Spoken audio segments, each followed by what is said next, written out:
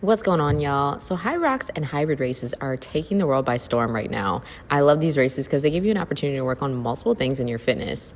This race is going to be a 6-station race that is framed by a 1-kilometer run in between each of the stations. We've got the ski erg, we've got the rower, we've got the sled push and pull, walking lunges with a sandbag, the farmer's carry, and the wonderful wall ball and burpee broad jumps. So let's break it down. If you have a treadmill, you can always train on the treadmill for somewhere around quarter to half the distance in intervals. This is a great way to train indoors, especially if you're out in the cold right now.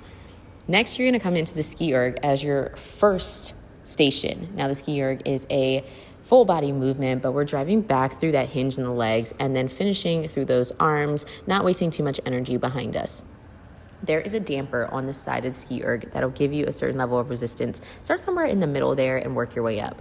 Looking at the display, you can either go for the meters or for the calories as a great way to train up to that full 1,000 meters on race day.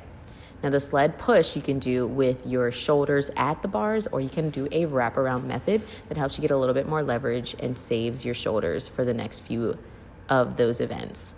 I love a good sled push, and I really, really love a pull. For this one, you're going to have arms extended, sit down into that squat, and then drive through the legs. You don't need to necessarily pull with the arms unless you really want a bicep workout, but in order to save your arms for the rest of the activities, try to keep them nice and long.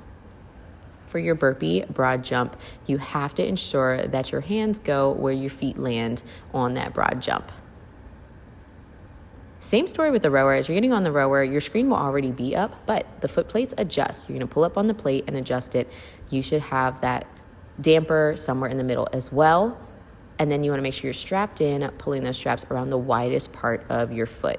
Getting out of the rower, you want to make sure that you lift your feet straight up and then out, and that'll save you some time. Drive through the legs, finish with that or at your chest, and then you want to reach fully before bending those knees and bringing the torso in. This is going to ensure that you collect distance on your way back, drive and recover on the row. Same story. You can use the meters, you can use the calories. You decide as you're training up to race day. Next up, we want to draw those shoulders back on our farmer's carry. We're grabbing those kettlebells by the front side of their horns, and that just preserves your grip. Walking lunges. If you don't have a sandbag, you can, of course, rack with dumbbells. I put mine on top of my shoulders just to give me a little bit more of that reach. That would be a little bit more similar to using a sandbag. Push through the entire foot, breathe, and make sure that you're keeping your core braced. Same story with the wall ball. Brace the core, drive the knees out, and get that full toss. You must hit your target, and you must get your hips below that knee crease. You finish, and the victory is running towards the podium for the finish line. So if you're ready to try your HYROX workout, here is a quick warm-up. We'll start off with an inchworm to a hip stretch. Make sure you're squeezing that back glute, and then staying active through the shoulders as you're walking out to the plank and back. We're going to hit this for around 30 seconds or somewhere around 6 to 8 reps on each side.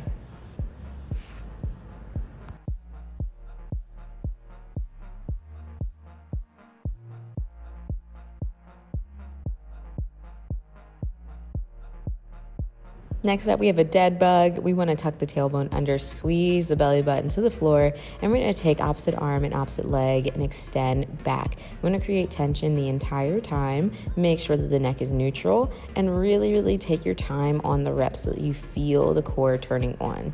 I like to make sure that I squeeze my glute on my extended leg because that protects my lower back.